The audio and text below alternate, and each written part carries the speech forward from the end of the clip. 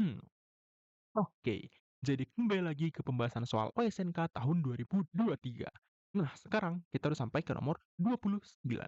Bagi kalian yang belum melihat pembahasan soal-soal sebelumnya, bisa cek aja ke channel ini.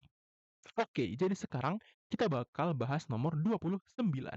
Gambar berikut menunjukkan data terkait termoregulasi pada dua kelompok anjing laut, yaitu ear seal dan earless seal. Jadi yang bertelinga ya dan tidak bertelinga gitu. Nah, di sini kalian bisa lihat datanya. Nah, kita bakal analisa sedikit. Nah, jadi di sini yang ear seal itu dia punya ini ya, lebih mengandalkan suhu core. Jadi kalian bisa lihat di sini ya, dia mengandalkan suhu core gitu dibanding sama yang earless seal. Jadi suhu core-nya itu lebih stabil ya, ini lihat. Jadi lebih mengandalkan suhu core-nya gitu ya. Jadi bagian core itu yang biasanya menghasilkan panas gitu. Sama seperti kita, jadi bagian core kita itu adalah bagian utama yang menghasilkan panas. Nah, sementara kalau di earless seal itu nggak seluas jangkauan dari ear seal gitu ya. Nah, terus di sini ada blubber. Blubber itu apa? Bisa kita cek di bawah. Ini ya. Nah, yang ini, jadi blubber itu adalah lapisan lemak subkutan gitu ya. Jadi lapisan lemak yang fungsinya juga untuk insulasi panas ya atau menahan panas agar tidak mudah keluar dari tubuh. Nah, itu fungsinya. Jadi sini kalian bisa lihat untuk ear seal dia lebih mengandalkan fur ya, lebih mengandalkan bulu gitu. Sementara yang earless seal itu lebih mengandalkan lemak untuk menjaga suhu tubuhnya itu biar nggak terlalu drop. Nah, di sini kalian bisa lihat kalau dia yang ear seal itu penurunannya itu nggak terlalu drastis ya. Nih lihat, penurunan suhu tubuhnya itu nggak separah earless seal gitu ya.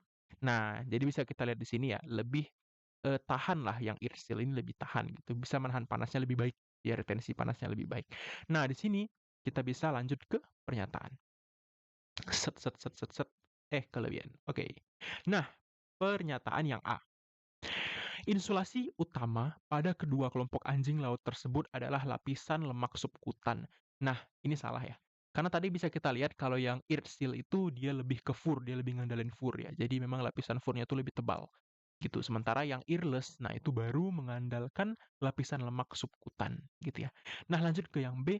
Dari data tersebut dapat disimpulkan bahwa anjing laut lebih mengandalkan termogenesis daripada insulasi untuk termoregulasi. Nah, jadi termogenesis itu adalah penciptaan panas ya atau produksi panas, sorry, produksi panas gitu ya karena panas nggak bisa diciptain ya. Nah, jadi dia lebih mengandalkan termogenesis daripada insulasi untuk termoregulasi ketika lagi menyelam. Nah, bisa kita lihat di sini, kalau ini ya, terutama bagian earless seal di sini.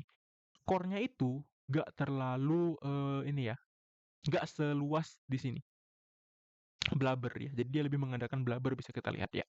Dia lebih mengandalkan blubbernya daripada core-nya untuk mempertahankan suhu tubuhnya. Jadi dengan kata lain dia lebih mengandalkan insulasi yang menahan panas daripada produksi panas. Kenapa produksi panas itu lebih memakan energi, gitu ya. Jadi memang dia lebih mengandalkan insulasi daripada termogenesis. Jadi dari sini aja itu udah salah ya, gitu. Dari situ aja itu udah salah. Oke, selanjutnya, earless seal dapat menyelam lebih dalam dibandingkan dengan ear seal. Nah, tadi kita bisa lihat ya, yang lebih stabil suhunya itu yang nggak terlalu cepat drop, itu adalah yang ear seal, ya ear seal. Jadi, ini salah ya, gitu. Jadi kalau katanya earless itu lebih dalam, itu salah, karena bisa kita lihat di sini, earless itu dia lebih mudah drop ya, gitu, lebih mudah drop, jadi nggak bisa terlalu dalam. Nah, selanjutnya kita next lagi.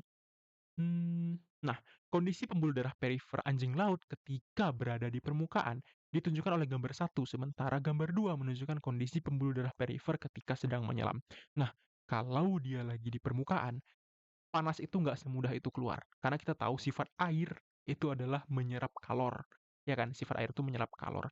Jadi, kita harus menahan panas itu agar tidak keluar kalau kita lagi dalam air. Atau anjing lautnya lagi dalam air gitu ya. Nah, dia bakal konstriksi seperti ini.